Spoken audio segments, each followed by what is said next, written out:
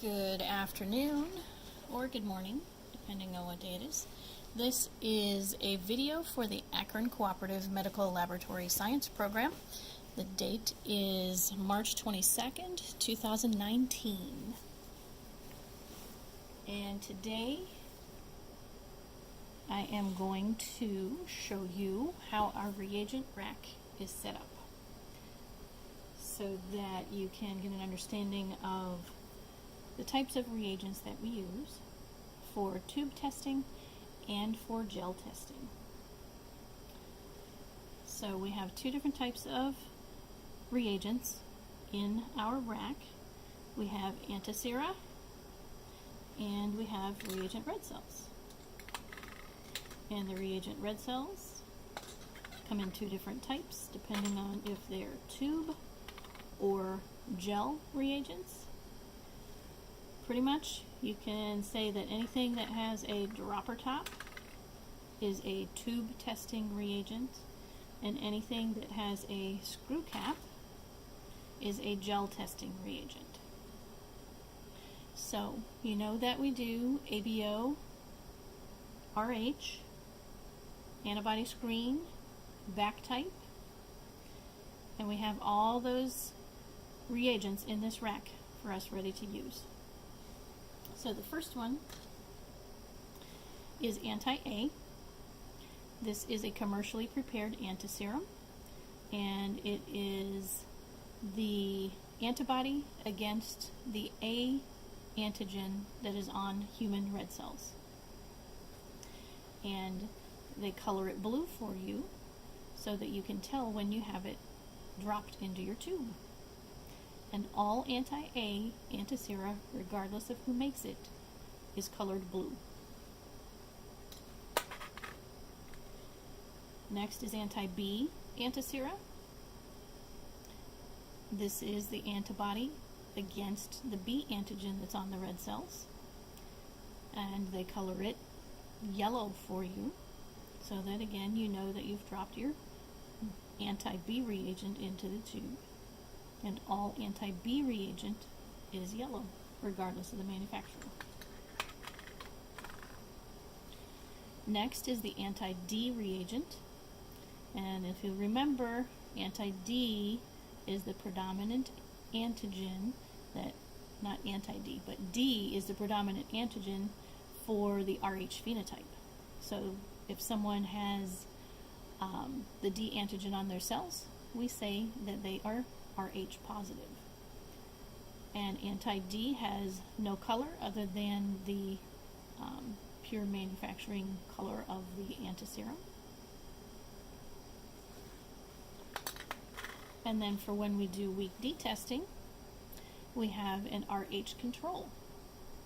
And this is designed to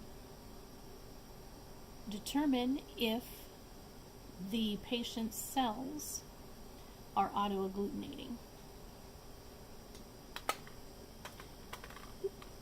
So these four reagents are used for the front type, the ABO RH front type. So think of front type as you are testing the patient's red cells against commercially prepared antisera. And we call it the front type because when we document on our reagent log, it is always the first thing to be documented.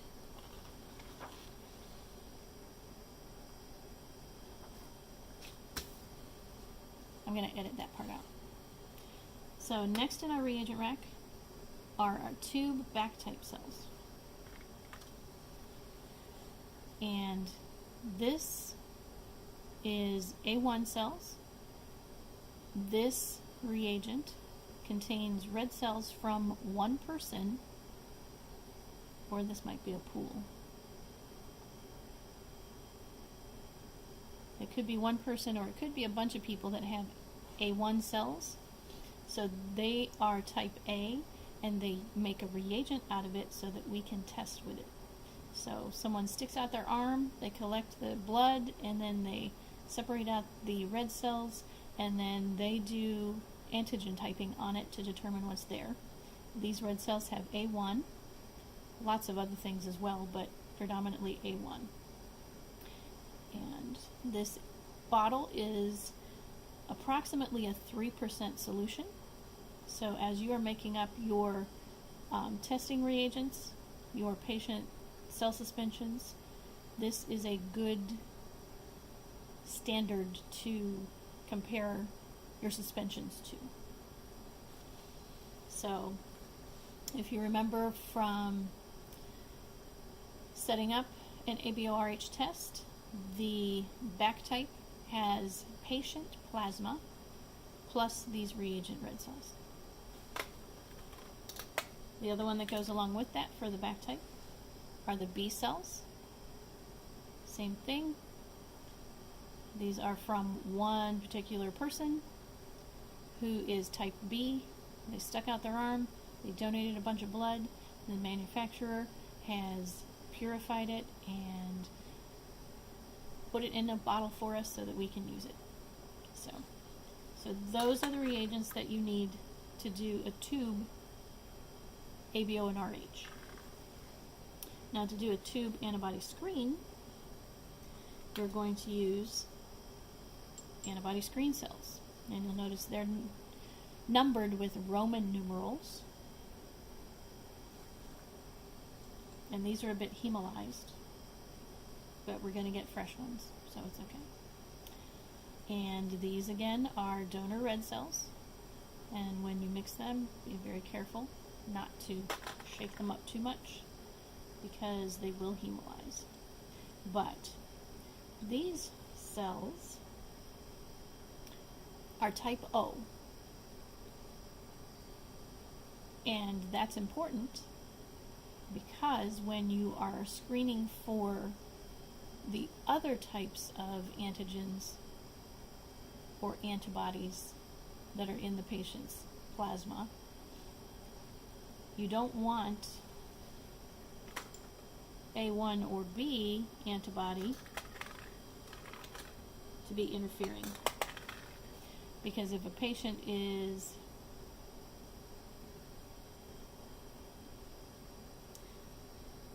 let's start that part over. So the next part for tube testing is the antibody screen reagent. We've got screen cells 1 and 2. They are type O, so that you don't have patient's plasma interacting with the A1 cells or B cells. So they use type O to avoid that interference, because if you've got type O, there's no A antigen, there's no B antigen on your red cells, which means that those two antibodies will not interfere with the testing. Now this is from one donor, this is from one donor. And those cells are characterized on an antigram. And this one happens to be actually for the screen cells for 0.8. But for the tube test, the anagram looks pretty much the same. So screen cell 1 corresponds to this bottle. Oops, that's A1. Corresponds to this bottle. And if you go across, they have done the antigen typing on that donor. So these are the antigens that are present on this donor cell. And then the next line down, line 2, corresponds to cell number 2, and they have antigen tested these cells in this bottle for all those antigens, so they know if they're positive or negative. And we'll go into detail about how to read this when we get to the antibody identification portion.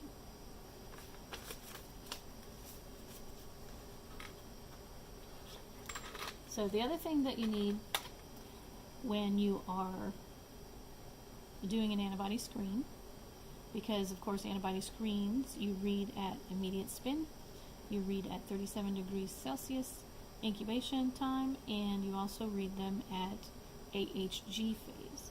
And for AHG, after you've read your immediate spin, you need to add a potentiator, which is a low ionic strength solution, and in this case, this manufacturer calls theirs Gamma Enhance.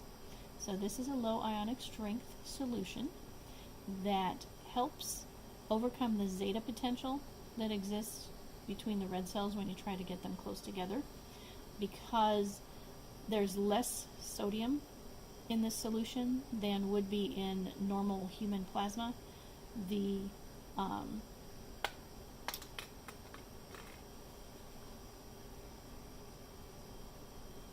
sodium ions are less likely to form a cloud around the red cell surface, and thus decreasing the chance that there will be a positive charge.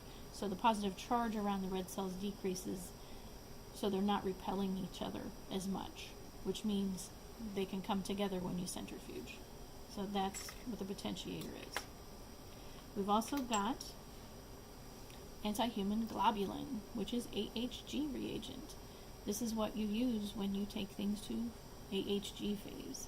And for tube testing, you have the option of getting it colored green so that you know that you've added it, or you can get it clear. Most people get the green because it's very nice to know that, yes, you did put your AHG in the tubes. Now, this AHG is polyspecific, meaning it contains IgG and C3d. So it contains immunoglobulin G and complement. So this actually is designed for doing a DAT test. And we do have another option available that is also green, that is IgG alone, and that's the monospecific. But this one for the DAT will do both. It will detect both complement and IgG that are bound onto the surface of a red cell.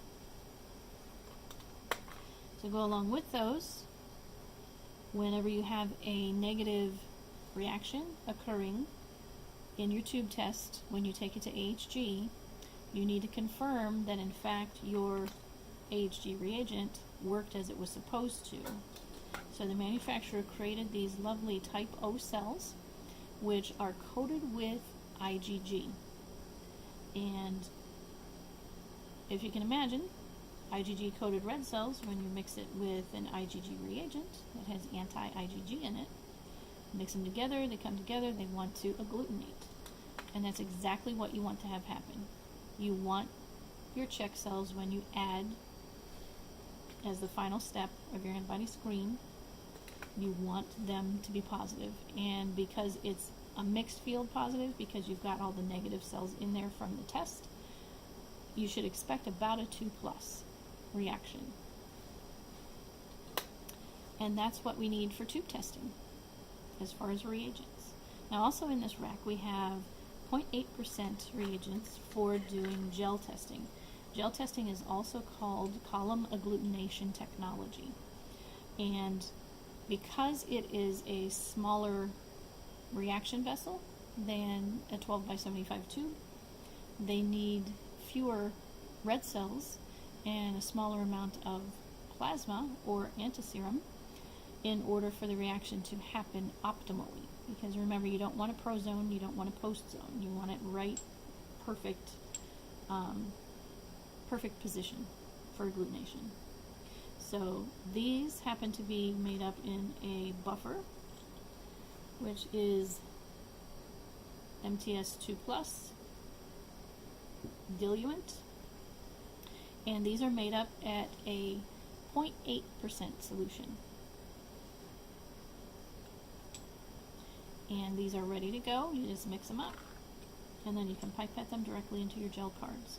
So A1 cells, B cells,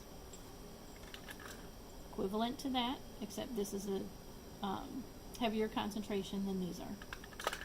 So these are used in your gel testing for your back type. The other piece for doing gel antibody testing are the 0.8% screen cells. Again, similar to these, These are just a weaker concentration. These are 0.8, and they're in a different buffer. So similar to these, you've got the anagram that tells you that for this donor, who we used as screen cell number 1, has been antigen typed for these items, and donor number 2 in line 2 has been screened for the same things, and you get to see whether they are positive or negative for each corresponding thing.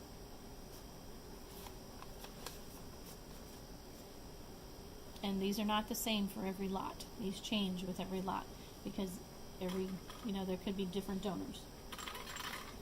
So, and this is the diluent for the gel testing that we use to dilute any red cell solution that we need to make.